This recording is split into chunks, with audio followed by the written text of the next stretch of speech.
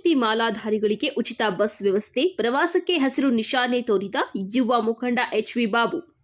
ನೂರಾರು ಮಂದಿ ಓಂ ಶಕ್ತಿ ಮಾಲಾಧಾರಿಗಳಿಗೆ ಓಂ ಶಕ್ತಿ ದೇವಾಲಯಕ್ಕೆ ಹೋಗಿ ಬರಲು ತಾಲೂಕಿನ ಹನುಮಂತಪುರದ ಸಮಾಜ ಸೇವಕ ಎಚ್ವಿ ಬಾಬು ಉಚಿತವಾಗಿ ಸಾರಿಗೆ ವ್ಯವಸ್ಥೆ ಕಲ್ಪಿಸುವ ಮೂಲಕ ಗ್ರಾಮಸ್ಥರಿಗೆ ನೆರವಾಗಿದ್ದಾರೆ.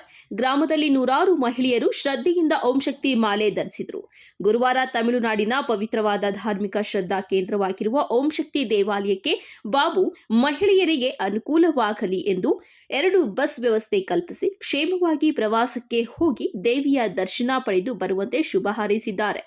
ನಮ್ಮ ತಂದೆಯವರಾದ ದಿ ವೀರಭದ್ರಪ್ಪ ಅವರು ಮೊದಲಿನಿಂದಲೂ ಗ್ರಾಮಸ್ಥರ ಸಂಕಷ್ಟಗಳಿಗೆ ದಾನಿಯಾಗಿ ಸ್ಪಂದಿಸುತ್ತಿದ್ದರು. ಅದೇ ರೀತಿ ಗ್ರಾಮದ ಮಹಿಳೆಯರು ಓಂ ಶಕ್ತಿ ಮಾಲೆ ಧರಿಸುವುದನ್ನು ಕಂಡು ನಾನೇ ವೈಯಕ್ತಿಕವಾಗಿ ಮುಂದೆ ಬಂದು ಸಾರಿಗೆ ವ್ಯವಸ್ಥೆಯನ್ನ ಗ್ರಾಮದ ಹಿರಿಯ ಮುಖಂಡರ ಮಾರ್ಗದರ್ಶನದಲ್ಲಿ ಸಲಹೆಯಂತೆ ಉಚಿತವಾಗಿ ಕಲ್ಪಿಸುವುದಾಗಿ ಬಾಬು ವೀರಭದ್ರಪ್ಪ ತಿಳಿಸಿದ್ದಾರೆ.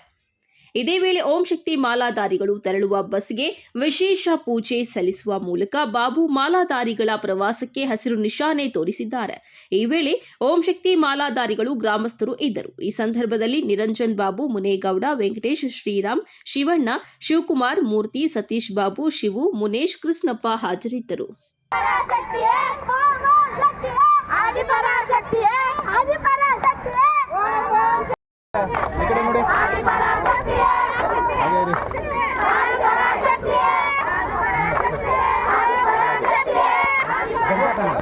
ಈ ಕಡೆ ನೋಡಿ.